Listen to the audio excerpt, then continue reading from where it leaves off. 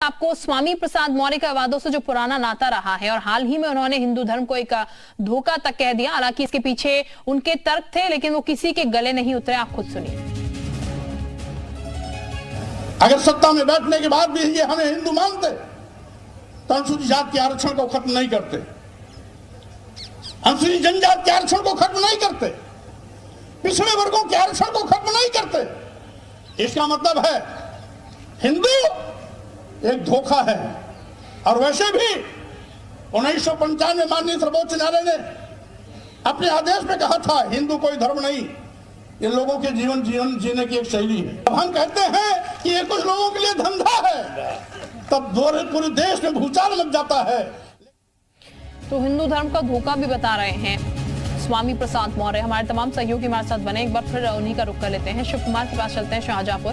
शिव कुमार, शाहजहांपुर में जरा लोगों से पूछने की कोशिश कीजिएगा, जो राय स्वामी प्रसाद मौर्य बार बार अपनी रखते रहते हैं सनातन धर्म को लेकर, उसके प्रति इन लोगों की क्या राय है? वो कभी धोखा बता देते हैं हिंदू धर्म को, कभी हिंदू धर्म के जो देवी देवता हैं उनके प्रति अपने तर्क देने लगते हैं, और कभी अब जब प्राण प्रतिष्ठा का समय है तब ये कह देते हैं कार सेवकों पर जो कार्रवाई की गई वो कर्तव्य था, वो बिल्कुल ठीक की गई।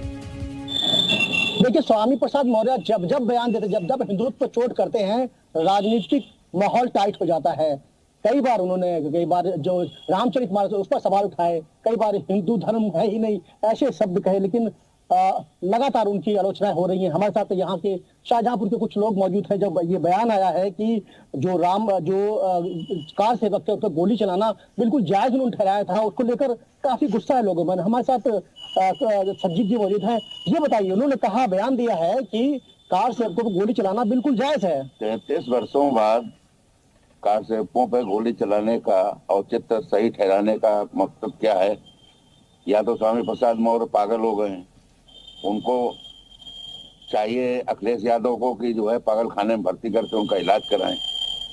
अगर वो इस तरीके से अपनी पार्टी चलवाएंगे, जब पूरा विश्व आज राममय हो रहा है, राम मंदिर की स्थापना हो गई है, कोर्ट के निर्णय से सारे काम हुए हैं, उस समय इस तरीके के प्रश्न उठाना, ऐसा प्रतीत होता है कि स्वामी प्रसाद मौर्य जो है मानसिक रूप से पूरी तरह दिवालिया हो गए और उनका इलाज जो है बहुत जरूरी है। हिंदुत्व के इस तरीके का प्रहार करना और इस तरीके से जो है लोगों को जो है क्रोधित करना, कहीं उनको इसका बहुत महंगा जो है सौदा उनको ना पड़े। बिल्कुल मानसिक तौर पर बीमार है। और भी कुछ लोग हैं, ये बताइए। उन्होंने कहा है कि कार सेवकों को गोली चलाना बिल्कुल जायज था, आप क्या कहेंगे उस पर? आप ये मूर्ख व्यक्ति का मूर्खता पर दिया गया बयान है। जो बलिदानी रहे हैं, जो कार सेवक, राम भक्त जिन्होंने बलिदान दिया, उनका अपमान है। ऐसी अपमानजनक बातें ये कई बार पहले भी कर चुका है, और समय के साथ सस्ती लोकप्रियता बटोरने के चक्कर में ये नहीं जानता कि किस महान व्यक्ति का अपमान कर रहा है। आज जब पूरा विश्व भारत की तरफ देख रहा है, राम मंदिर को बनता हुआ देख रहा है, प्राण प्रतिष्ठा होने जा रही है, तो ऐसे लोग मौके की तलाश में है कि कैसे जो इनका राजनीतिक करियर जो कि खत्म होने वाला है, तो ये उसको उठाने की कोशिश कर रहे हैं। लेकिन मेरी मांग है सपा से भी कि ऐसे मूर्ख लोगों को तत्काल पार्टी से बाहर किया जाए, और न सिर्फ पार्टी से बाहर किया जाए बल्कि भविष्य में किसी भी राजनीतिक दल का सदस्य ना बन सके, इसकी व्यवस्था की जाए। बिल्कुल व्यवस्था की जाए। और भी लोग हैं ये जो बयान दे रहे हैं, ये कहा जाता है कि सपा का इसमें हाथ रहता है, लोग अमूमन में चर्चा रहती है, क्या कहेंगे? नहीं, ऐसा तो कुछ नहीं है, सपा का हाथ नहीं है, लेकिन ये है खुद वो करना चाह रहे हैं सब। आप बताएं, आपकी क्या राय है?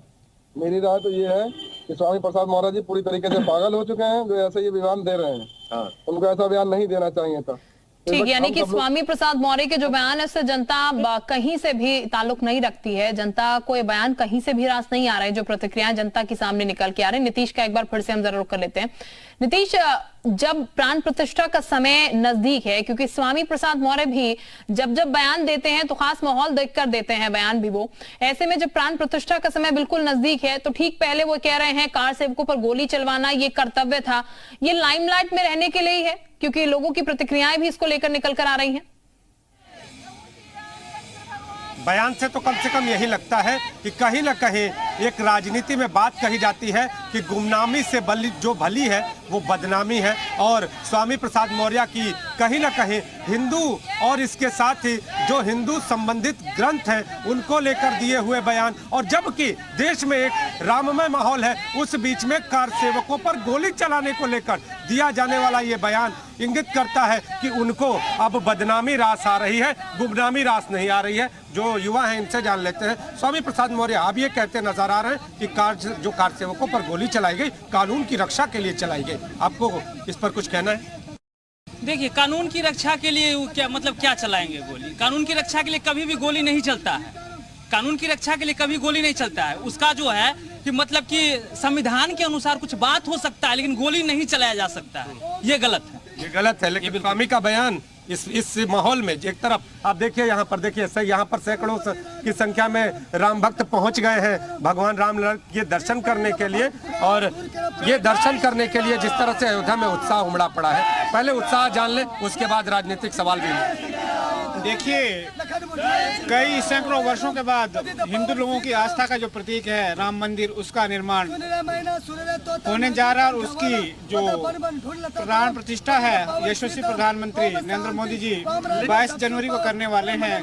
उत्साह है। लेकिन स्वामी प्रसाद मौर्य समाजवादी पार्टी से जुड़े नेता हैं और वो हमेशा तो बयान देते हैं, लेकिन आज उन्होंने कार सेवकों को लेकर बयान दिया है और कहा है कि गोली जो चली थी वो कानून की रक्षा के लिए चली थी। आपको क्या लगता है, ऐसे बयान इस समय आने चाहिए? मुझे तो लगता है कि ऐसे बयान नहीं आने चाहिए, क्योंकि गोली कभी भी कानून की रक्षा के लिए नहीं चलती। कानून हमेशा जो है न्याय के आधार पर होना चाहिए। बिल्कुल गलत है, ये बिल्कुल गलत है, ये बिल्कुल गलत है। उन्हें जो है सिंपल सी बात समझिए, ये बात जो है ना भा नहीं रहा है। ये सनातनी के लिए, हम लोगों के लिए अभी जो हो रहा है ना, ये बात जो है भा नहीं रहा है, चरचराहट सी हो रहा है। बहुत लोगों में जो है चरचराहट सी खलबली हुई है, बेचैन हो रहा है, बेचैनी हो रहा है उन लोग में। बिल्कुल बेचैनी लोगों को इस बयान को सुन के जरूर निश्चित तौर पर होगी, क्योंकि बार